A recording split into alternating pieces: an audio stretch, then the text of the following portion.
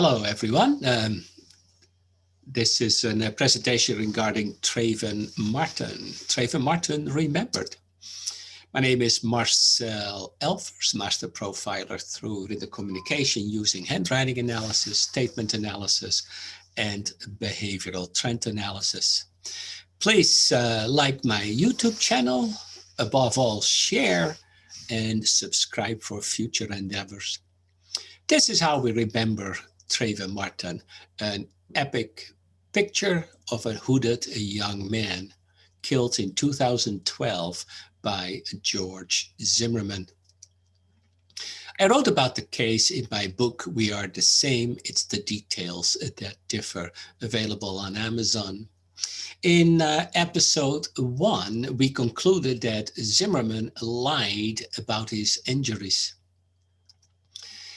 Headline News reported that it was reported Trayvon Martin landed 25 plus punches, 25 plus slams of the head on the ground, as a matter of fact on concrete, that he screamed 50 times for help, and there was some other commentary back and forth apparently, including smothering, pinching, a wrist lock, and a struggle over a gun. I asked myself, if that is true, how the hell is he still alive? Moreover, the wounds on his head do not suggest that many hits in the first place. An exaggeration is, of course, a tool to convince an untruth. We also concluded that he lied about Martin grabbing his gun. He was reportedly, according to Zimmerman, laying on his back while his head was being slammed against the concrete, with Trayvon Martin straddling him. His gun was on his back and therefore he was laying on top of it.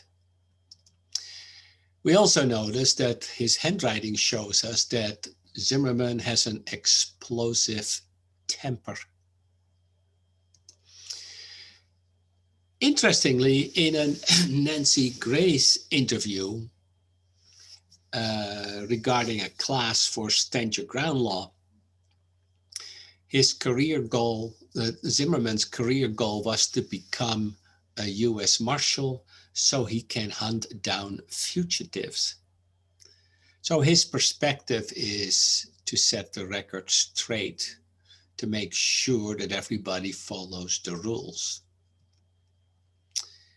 In a Hannity interview, he did not express any regrets and he felt that it was God's plan and it was not up to him to second guess. Now, when we look at the history of Zimmerman, we had previous encounters with the law. Reportedly, it included shoving a police officer, a restraining order filed against him, accusations of sexual molestation, and harassment of a co-worker. In the meantime, he got together with some neighbors regarding burglaries in the neighborhood, and he became a self-proclaimed neighborhood watch and carried a gun for that. So that night, Zimmerman sees Trayvon Martin walking home.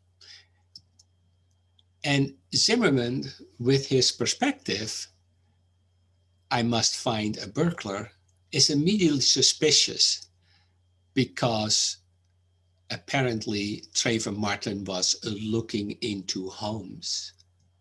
That is unlikely since he had a hoodie on and it was raining, but let's say that may be true. Trayvon Martin, however, was staying with his father in the neighborhood, and he just came back from a corner store with some Skittles and a drink. He wears a hoodie because it's raining, and Trayvon Martin noticed he was being followed. He was on the phone, Trayvon Martin was on the phone with a girl, and she told him to run, and he replied, "No, I will just walk fast." Zimmerman, in the meantime, called the non-emergency line and claims that there is a suspicious young man, and of course he's referring to Martin. What Zimmerman did not take in consideration was that this young man may live there, and he wears a hoodie because it's raining. So he reported the suspicious individual, and during the phone call, he said to the dispatcher, "These assholes always get away." The dispatcher advised to wait for police to arrive. But then Zimmerman sees Trayvon Martin probably walking faster and away from him, and he says, "Shit, he's running." And then we hear the door chimes immediately. So Zimmerman got out of his truck and hung up his phone. So Zimmerman's perspective was, "I'd like to hunt fugitives. These assholes always get away. And he's now running away, and I'm not going to let him away, not on my watch." And then suddenly, Zimmerman was sucker punched by Trayvon Martin, 5'11", 17 years old. So we only have one question to answer. Why did Trayvon Martin change his mind? He told the girl on the phone that he was going to walk fast and away. His mindset was de-escalation. So why the sudden attack? That's the real question. It turns out the answer is in Zimmerman's police narrative.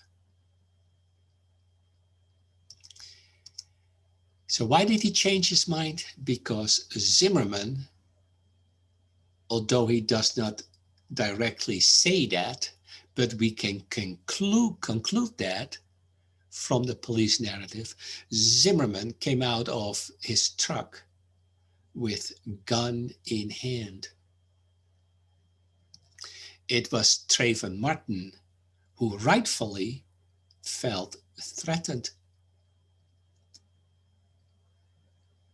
In the police narrative and in interviews, Zimmerman completely misrepresented what happened that night. So the answer is in Zimmerman's police narrative, and in my next video, I will do some statement analysis to explain how Zimmerman exposed himself and that he indeed came out of the truck with gun in hand.